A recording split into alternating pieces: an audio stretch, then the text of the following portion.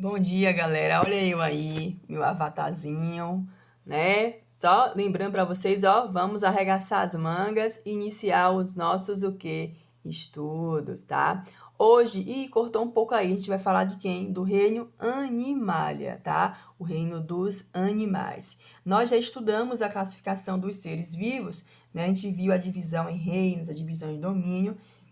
Nós vamos falar hoje do reino Animalia, tá? Quem são os filhos, né, presentes nesse reino Animalia? Os esporíferos, os quinidários, plateumitos, nematóides, moluscos, anelídeos, artrópodes, equinodermos e cordados. Então, cada grupo terá suas características, né, que vai agrupá-los e formar aí filhos o quê? Diferentes.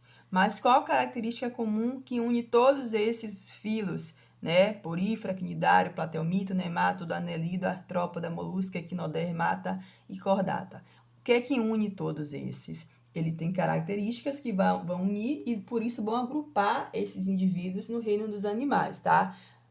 A primeira é que eles são eucariontes. A sua célula, né? A célula, gente, é a menor unidade viva dos seres vivos, né? Tudo que é vivo tem que ter célula. Então, a célula dos animais é eucarionte, ou seja, ela vai ter uma célula onde a gente tem o quê?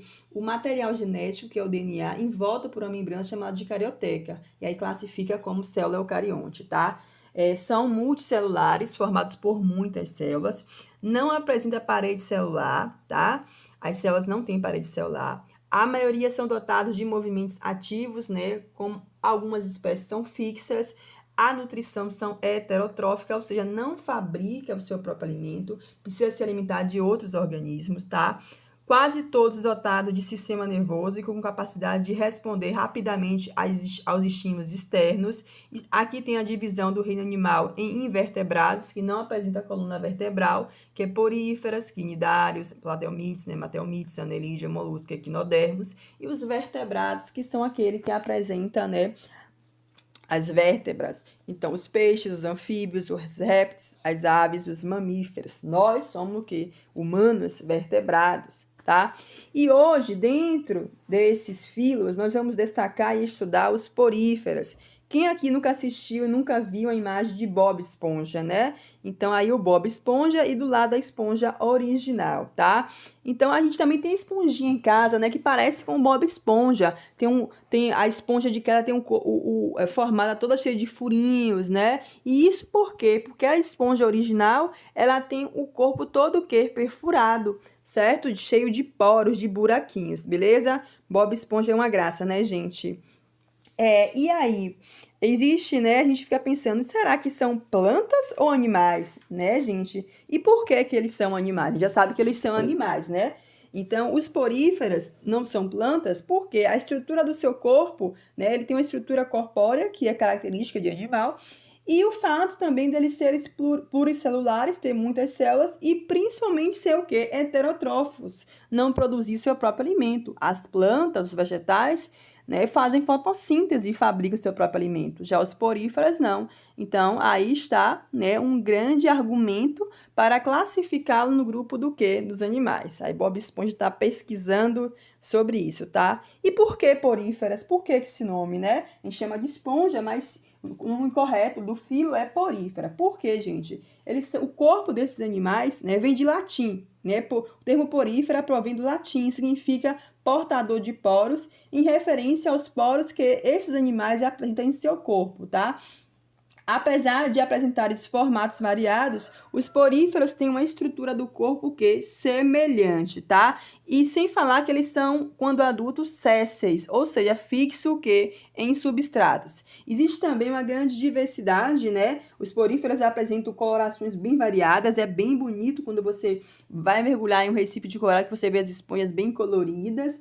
Tem formatos diferentes, tamanhos diferentes. Tem esponja que chega até a 1 metro, tá, gente? Então, ele tem, né, características morfológicas, de formas, de tamanho, de coloração bem diferente, tá? As principais características dos poríferos são filtradores, vão filtrar água, tá?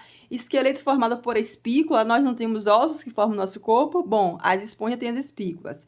presença de poros em todo o corpo, a maioria é marinho. Existe algumas espécies de ambiente do ciclo, de ambiente de água doce, mas a maioria é marinho, tá? Sésseis na fase adulta. O que são sésseis? Fixos no substrato em uma rocha, né?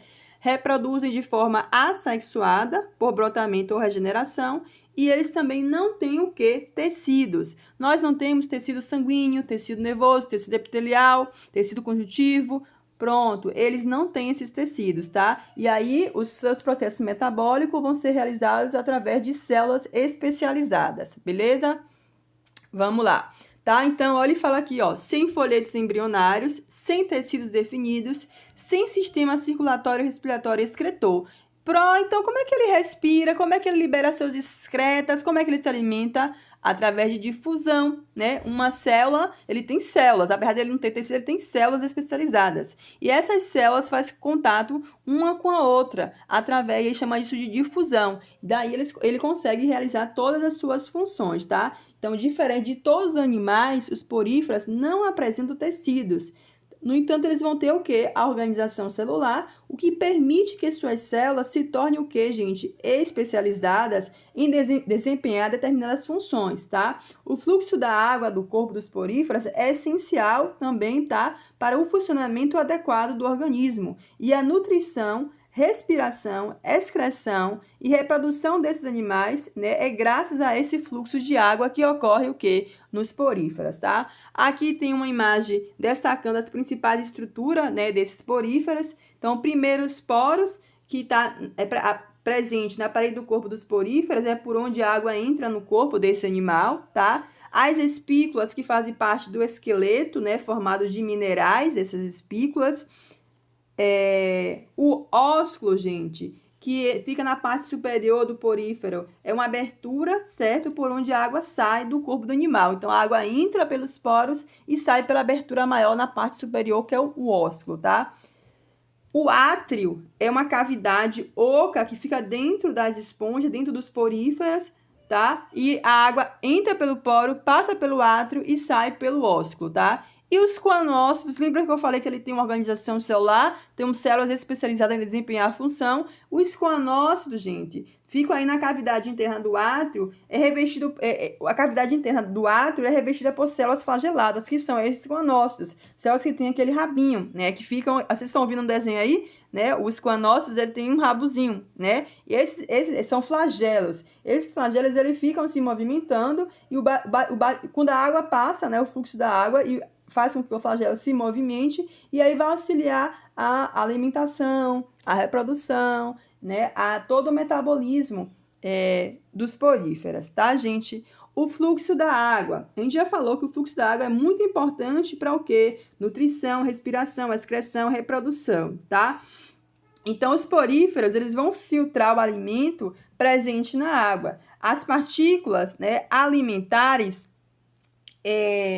em suspensão, né, no ambiente, como por exemplo o plâncton, as bactérias, são filtradas pelos coanócitos, que são as células que eu acabei de falar com vocês, e digeridas no interior das células. Então, a gente fala que os poríferos têm digestão intracelular, porque ela ocorre dentro da célula, tá? Existem algumas espécies de poríferos que são carnívoras, que se alimentam de pequenos crustáceos também, tá?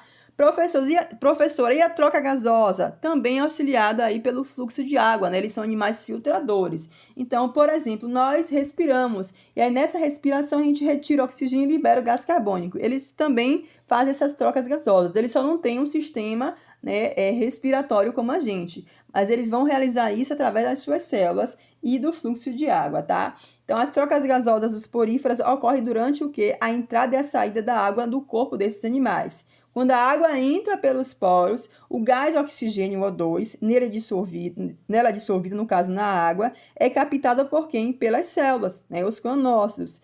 E já quando a água sai, libera o que, gente? O gás carbônico, que é transferido das células para a água, que é eliminado do corpo desse filho, no caso dos poríferos, tá? A excreção, como ela libera o seu cocôzinho, tá? A excreção ocorre de maneira semelhante às trocas gasosas, ou seja, as excreções são liberadas na água e eliminadas para o meio externo por meio do fluxo da água, certo? Em relação à reprodução, eles fazem reprodução tanto sexuada quanto assexuada. Nesta imagem, você vê a reprodução que assexuada. Você vê o indivíduo adulto, a esponja adulta. Da esponja adulta, nasce uma esponjinha pequenininha grudado a ela, como se fosse um deduzinho, né, que a gente chama de broto. Esse broto se desprende e se fixa em um substrato e começa a crescer, tá? Então, aí é a reprodução assexuada. Na reprodução assexuada, esse indivíduo, esse brotozinho que se formou, ele formou da esponja que ele estava fixo. Então, é idêntico geneticamente, tá? O brotozinho que se forma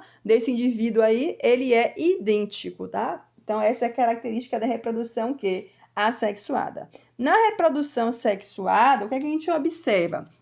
Observe que tem duas esponjas, uma do lado. Na outra, uma esponja libera o espermatozoide, tá? Os espermatozoides são os gametas masculinos, produzidos por um porífero, que são liberados no ambiente, tá? Esse gameta nada, né? Ele tem flagelo, né? Até outro porífero, claro, da mesma espécie, e entra nele através do quê? Da abertura superior, que é do ósculo, tá? E encontra os óvulos e vai ocorrer o quê? Os óvulos, que são gameta feminino, a fecundação. Depois que fecunda, forma uma célula chamada de célula ovozigoto. Essa célula começa a se desenvolver e dá origem a uma larva. Essa larva, como vocês estão vendo no desenho aí, deixa liberada para deixa o ambiente interno e vai para o exterior, né, para a água. E depois ela o quê? Vai se fixar em um substrato e vai começar a crescer e dar origem a uma nova esponja adulta, tá? Essa é a reprodução sexuada. Então, o indivíduo que se forma por reprodução sexuada, ele é diferente, né? Geneticamente, o quê? Diferente, né? Do que ocorre lá na reprodução assexuada, que os indivíduos formados são geneticamente o quê? Idêntico, o broto formado, certo, gente? Então, era isso que eu queria falar para vocês sobre as esponjas e por hoje o quê? Basta! Um grande beijo!